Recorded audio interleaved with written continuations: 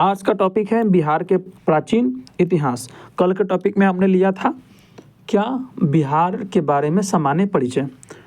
तो प्राचीन इतिहास की बात करें तो पाषाण काल को 3 भागों में बांटते हैं, पूरा पाषाण काल, मध्य पाषाण काल एवं नवपाषाण काल।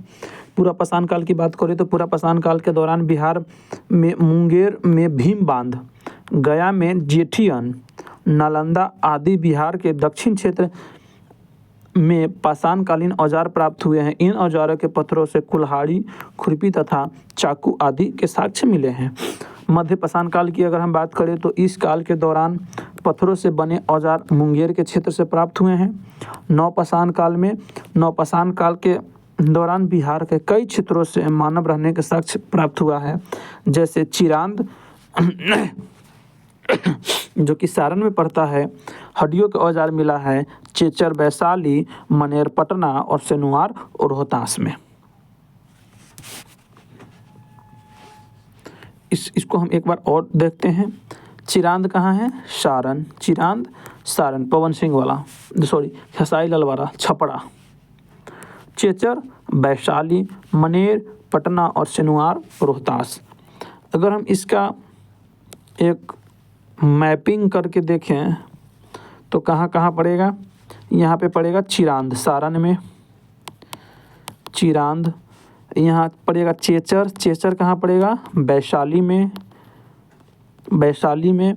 यहाँ पड़ेगा मनेर, ये हो जाएगा पटना में, और रोहतास में पड़ेगा सेनुआर। इस प्रकार से आप मैपिंग भी करके याद कर सकते हैं। ये सभी क्या है? नवपाषाण कालीन स्थल। चलिए आगे बढ़ते हैं। आगे बढ़ेंगे वैदिक काल में। वैदिक काल को हम 2 भागों में बांटते हैं। वैदिक काल को, जैसे कि आपको पता है, वैदिक काल को हम 2 भागों में बांटते हैं, पूर्व वैदिक काल एवं उत्तर वैदिक काल।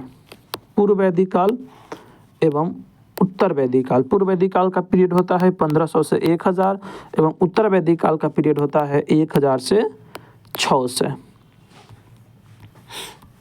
तो हम यहाँ वैदिक काल की बात करेंगे। तो वैदिक काल के दौरान हम आर्यों के इतिहास को जानते हैं। वैदिक काल में आर्यों का आगमन उत्तरी बिहार के क्षेत्र में हुआ।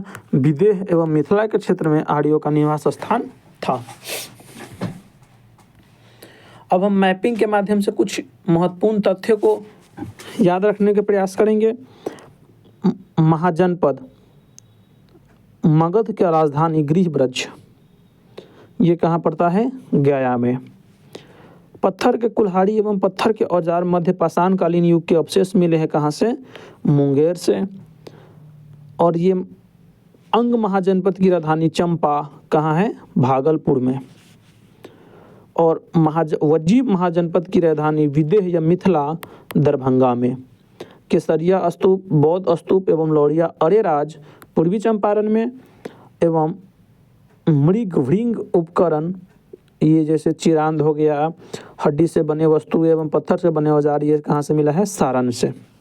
छपरा वाला हड्डी से बनी वस्तुएं, पत्थर से बने सूक्ष्म औजार, मृद भांड और मिट्टी के बर्तन, नवपाषाण युग के अवशेष चेचर एवं विश्व के पहली गणतंत्र कहाँ? वैशाली में। ये हम आपको पहले भी बताए हैं डीएनए के सेशन में भी। महाजनपद, अब हम चलते हैं महाजनपद की तरफ। लगभग 600 ईसा पूर्व में हमारे देश में 16 महाजनपदों का उदय हुआ। 16 महाजनपदों में से 30 महाजनपद, प्रमुख 3 महाजनपद जो बिहार में पड़े, हमने पहले भी मैप में भी उल्लेख किया है। वज्जी महाजनपद, मगध एवं अंग। अगर हम वज्जी महाजनपद की बात करें तो वर्तमान बिहार के वैशाली तथा मुजफ्फरपुर जिला से था संबंधित। वज्जी महाजनपद की राजधानी वैशाली थी। महावीर स्वामी का जन्म वज्जी महाजनपद में हुआ था। वज्जी महाजनपद 8 प्रांतों का एक संघ था। विश्व का प्रथम गणतंत्र लिच्छवी गणराज्य की स्थापना हुआ, जो कि वज्जी संघ का हिस्सा हुआ करता था। अंग की बात करें तो वर्तमान बिहार का मुंगेर तथा भागलपुर। हेंसांग ने चंपा को चिम्पोंग कहा। मगध की बात करें तो बिहार के पटना, जहानाबाद, गया तथा नवादा आदि जिले समकालीन थे, इसमें शामिल थे और मगध महाजनपद की प्राचीनतम राजधानी राजगृह थी। अब हम देखते हैं मगध के बारे में। मगध पे शासन करने वाला पहला वंश बृहद्रथ वंश। महाभारत तथा पुराणों के अनुसार मगध का प्राचीनतम वंश बृहद्रथ वंश को माना जाता है। इस वंश की स्थापना राजा बृहद्रथ द्वारा किया गया था। इस वंश के सबसे प्रतापी शासक जरासंध, जिसका अंत भीम के द्वारा कृष्ण के कहने पर हुआ था, जरासंध का। इस वंश की राजधानी राजगृह थी। बृहद्रथ वंश की राजधानी राजगृह।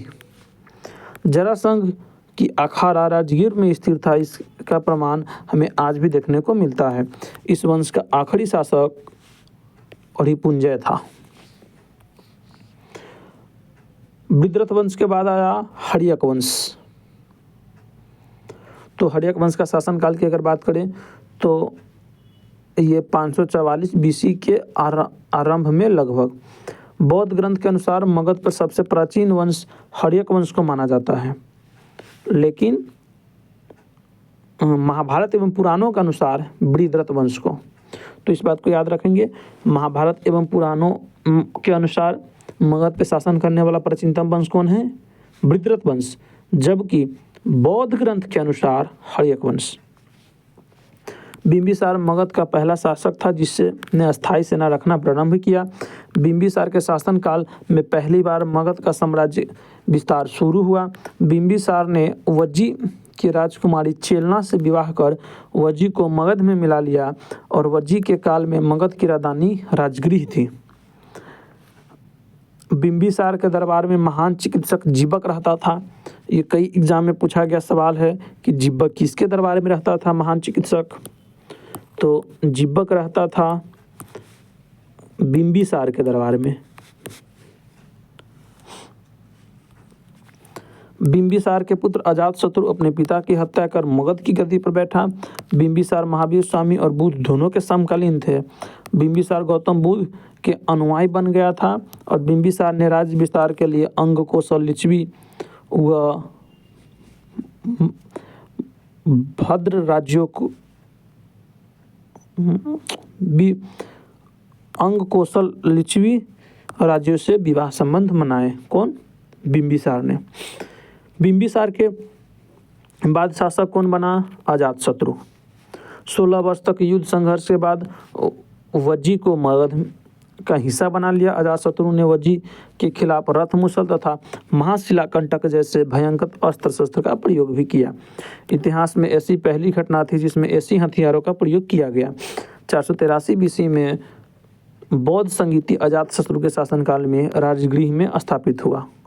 राजगृह में आयोजन हुआ प्रथम बौद्ध संगीति का। अजातशत्रु के बाद शासक बना उदयन। पिता अजातशत्रु की हत्या कर मगध का शासक बना। गंगा तथा सोन के संगम पर पाटलिपुत्र नगर को बसाया। तो ये भी कई एग्जाम में पूछा है इस क्वेश्चन को कि पाटलिपुत्र नगर की स्थापना किसने किया था? तो उदयन ने। पाटलिपुत्र की मगध की राजधानी भी उदयन द्वारा बनाया गया और नाग दशक इस वंश का अंतिम राजा था, हर्यक वंश का। हर्यक वंश के बाद आया शिशुनाग वंश।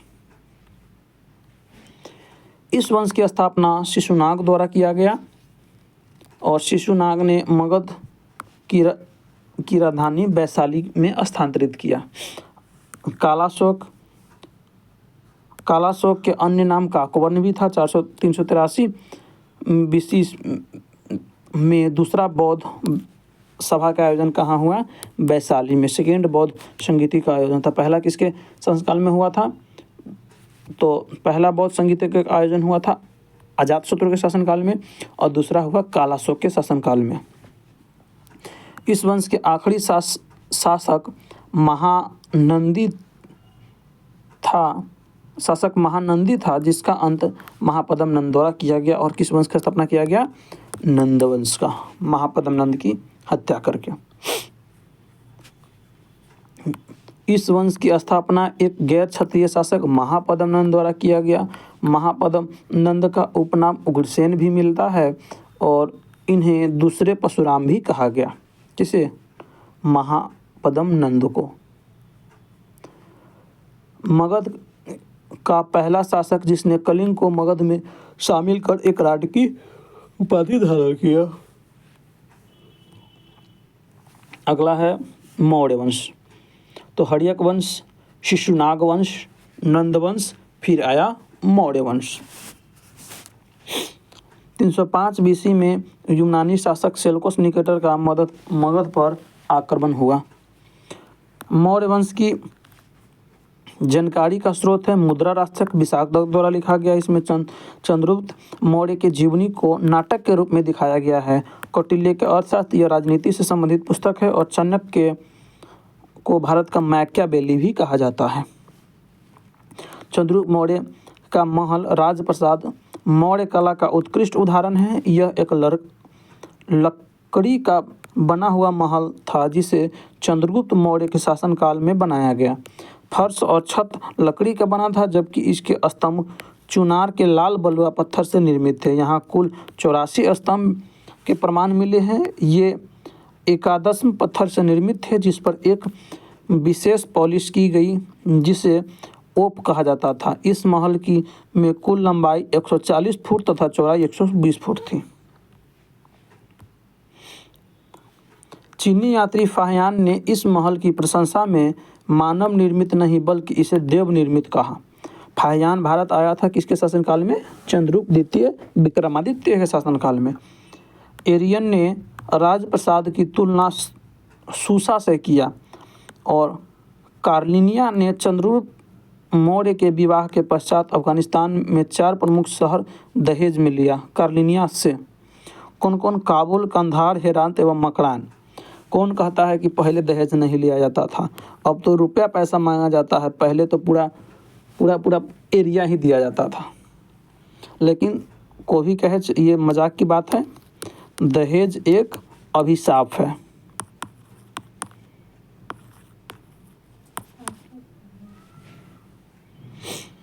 चलिए आगे बढ़ते हैं। तो अगला शासक आए बिंदुसार। बिंदुसार के आरंभिक शासनकाल के दौरान प्रधानमंत्री के रूप में चाणक्य ही थे और चंद्रगुप्त मौर्य के बाद आया बिंदुसार। तो वहाँ भी थे चाणक्य और यहाँ भी है चाणक्य चंद्रगुप्त मौर्य के बाद भी। तो संस्कृत ग्रंथ में बिंदुसार का नाम अमित घात है जिसका अर्थ शत्रुओं का नाश करने वाला होता है। यूनानी लेखक ने बिंदुसार को अमित चेटक कहा और बिंदुसार ने आजीवक संप्रदाय को अपनाया। इस संप्रदाय के अनुसार पृथ्वी पर होने वाले सभी परिवर्तन पहले से ही निश्चित हैं। सीरिया के राजा एंटियोकस ने डायमेकस को बिंदुसार के दरबार में भेजा।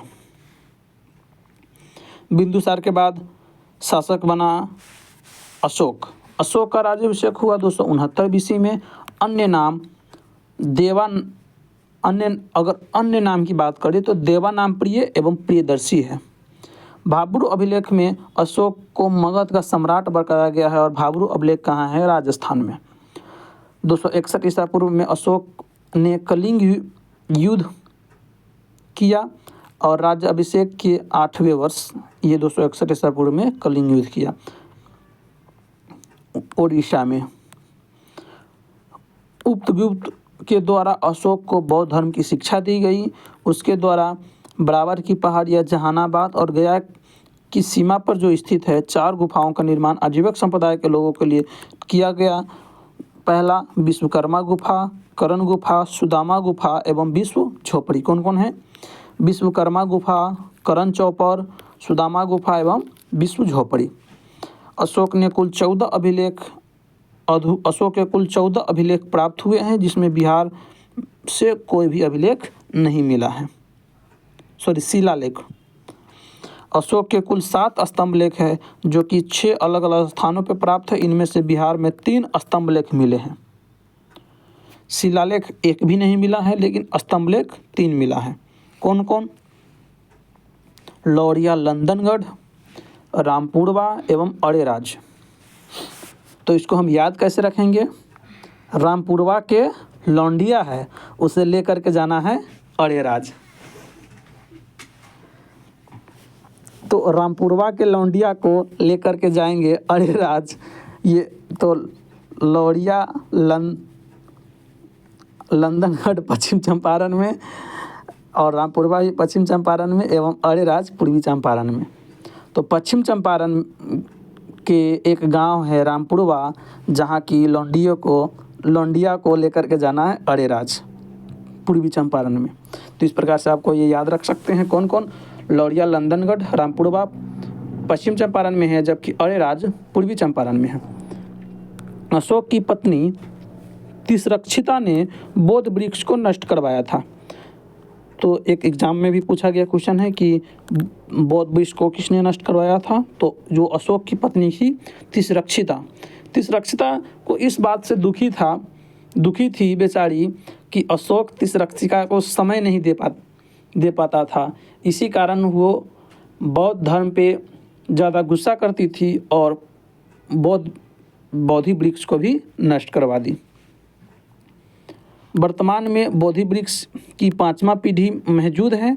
बोधि वृक्ष के नष्ट होने का कारण अशोक की पत्नी तिसरक्षिता द्वारा हुआ और दूसरा बंगाल के शशांक द्वारा हुआ। तीसरा बोधि वृक्ष को नष्ट करवाया बख्तियार खिलजी ने एवं चौथा प्राकृतिक आपदा के कारण हो गया।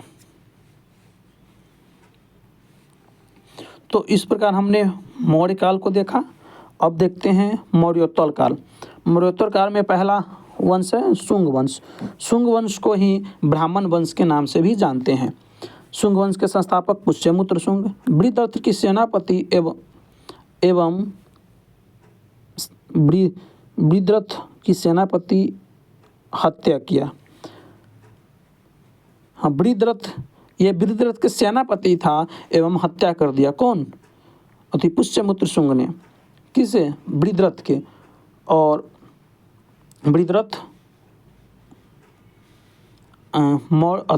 मौर्य वंश के अंतिम शासक था। 185 BC में स्थापना किया और ब्राह्मण वंश और पुष्यमित्र शुंग अशोक द्वारा निर्मित 84,000 स्तूपों को नष्ट कर दिया। बौद्ध ग्रंथों के अनुसार अशोक द्वारा निर्मित 84,000 स्तूपों को पुष्यमित्र शुंग ने नष्ट कराया। मगध साम्राज्य में विदिशा को पुष्यमित्र शुंग द्वारा मिलाया गया। मगध का आरंभिक राजधानी पाटलिपुत्र था, बाद में इसे स्थानांतरित कर विदिशा बना दिया गया। पुष्यमित्र शुंग ने 2 अश्वमेध यज्ञ कराया था, जिसमें पुरोहित कौन थे? पतंजलि। ये रामदेव बाबा नहीं, वो पतंजलि मुनि।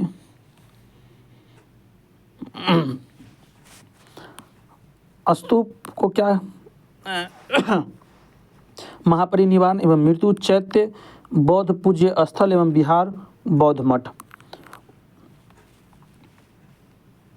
शुंग वंश में ही अगला शासक हुए अग्निमित्र। अग्निमित्र शुंग ने पुत्र अग्निमित्र को विदिशा का प्रांतपति बनाया। अग्निमित्र को विदिशा में ही एक नृत्यांगना मालविका से प्रेम हो गया। तो इसी प्रेम पर लिखा गया है मालविका अग्निमित्रम। और मालविका अग्निमित्रम कौन लिखे हैं? तो कालिदास जी ने। कौन कहता है कि बूढ़ों को इश्क नहीं होता? चलिए, इश्क होता है लेकिन कोई शक नहीं करता। आगे बढ़ते हैं। कण्व वंश। शुंग वंश के बाद कण्व वंश। कण्व वंश भी ब्राह्मण वंश था। 75 BC में इस वंश की स्थापना वासुदेव के द्वारा किया गया। मगध साम्राज्य का शासन केवल पाटलिपुत्र ही सीमित हो गया। मौर्योत्तर काल के दौरान मगध की स्थिति लगातार दयनीय होता चला गया। कण्व वंश के बाद आया शुंग वंश। कुषाणों के प्रत्यक्ष शासन बिहार के क्षेत्र में नहीं हुआ। अपने शासन व्यवस्था के लिए उन्होंने गुप्त शासकों को सामंत बनाए रखा। कुषाण विदेशी थे। कुषाणों के शासन व्यवस्था भारत में स्थापित करने वाले पहले शासक कौन थे? कुजुल कड़फिसस। कण्व वंश के बाद आए गुप्त वंश। इस वंश की स्थापना श्रीगुप्त द्वारा किया गया था। संभवतः हमारे डेट को नहीं याद रखेंगे फिर भी काम चल जाएगा। श्रीगुप्त कुषाणों के सामंत था और श्रीगुप्त ने महाराज की उपाधि धारण किया। फिर आए घटोत्कच, श्रीगुप्त के पुत्र थे। उन्होंने भी कुषाणों के सामंत बनकर शासन व्यवस्था चलाया। चंद्रगुप्त प्रथम, इन्होंने महाराजा धीराज की उपाधि धारण किया।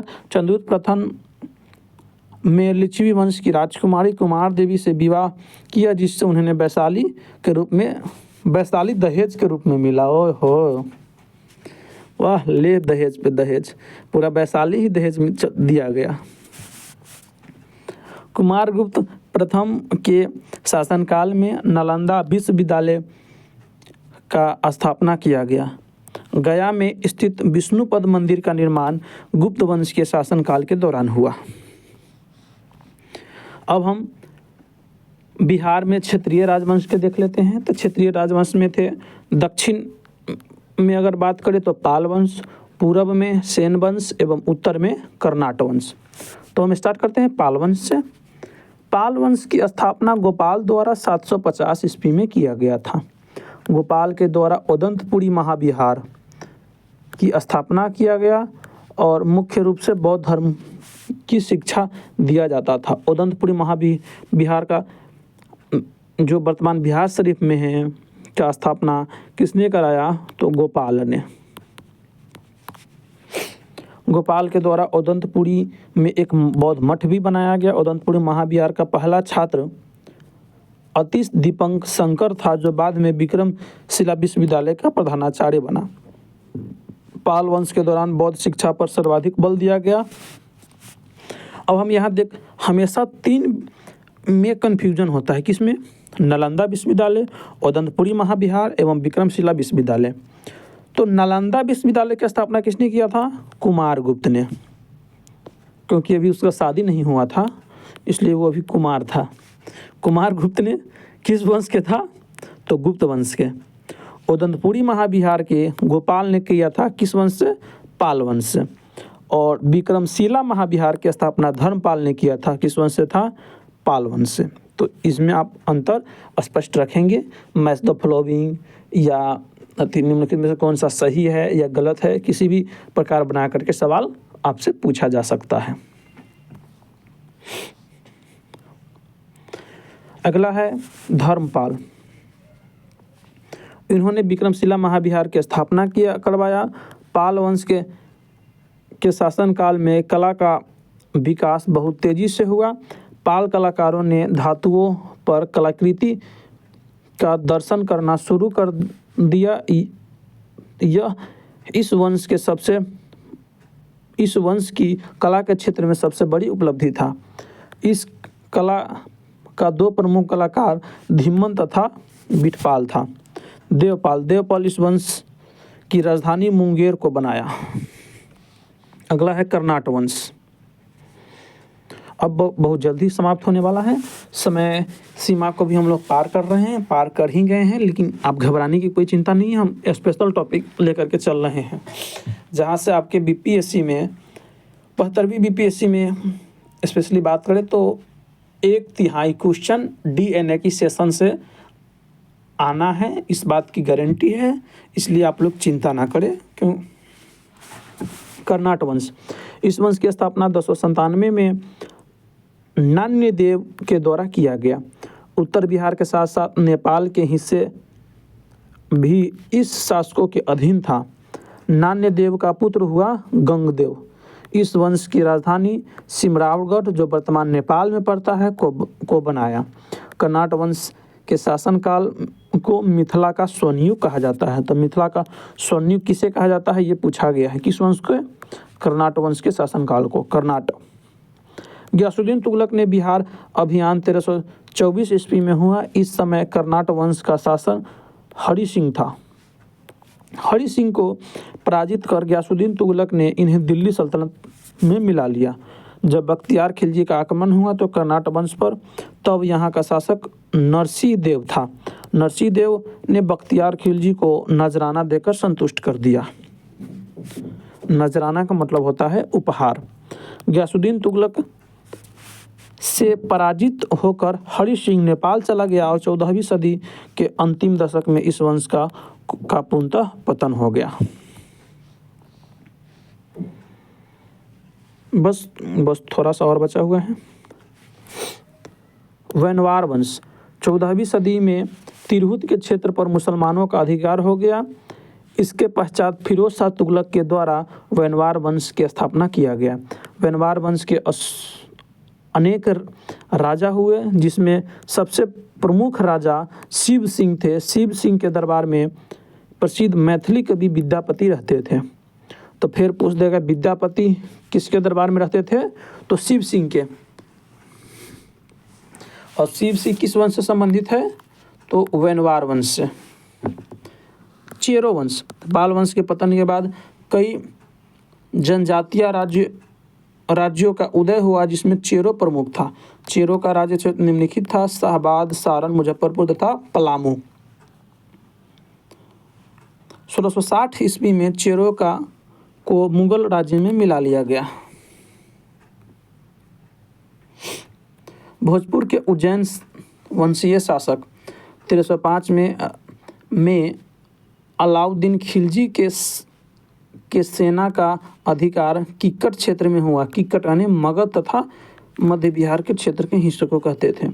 इस क्षेत्र में राजा मुकुंद ने यहाँ शरण लिया और अलाउद्दीन खिलजी के द्वारा इन्हें यहाँ का शासक बनाया गया। मुकुंद उज्जैन वंशीय राजपूत शासक था, जिसका अधिकार बिहार के किक्कट प्रदेश में हुआ। तो इस प्रकार से हमने देखा बिहार का प्राचीन इतिहास। कल के सेशन में तो हमने देखा था बिहार का सामान्य परिचय। बिहार का सामान्य परिचय, ये क्लास नंबर 2 है। क्लास नंबर 1 में हमने देखा था बिहार का सामान्य परिचय। अगर आप नहीं देखे हैं बिहार का सामान्य परिचय को, तो आप तुरंत जाएं प्लेलिस्ट में, वहाँ से आप प्लेलिस्ट से बिहार का सामान्य परिचय को देख सकते हैं। तो चलिए अब हम बढ़ते हैं आगे की इंफॉर्मेशन की तरफ। अगला इंफॉर्मेशन है कि ये शॉर्ट न्यूज़पेपर शॉर्ट नोट्स है, अक्टूबर की, ये नवंबर की, ये दिसंबर की, ये जनवरी की।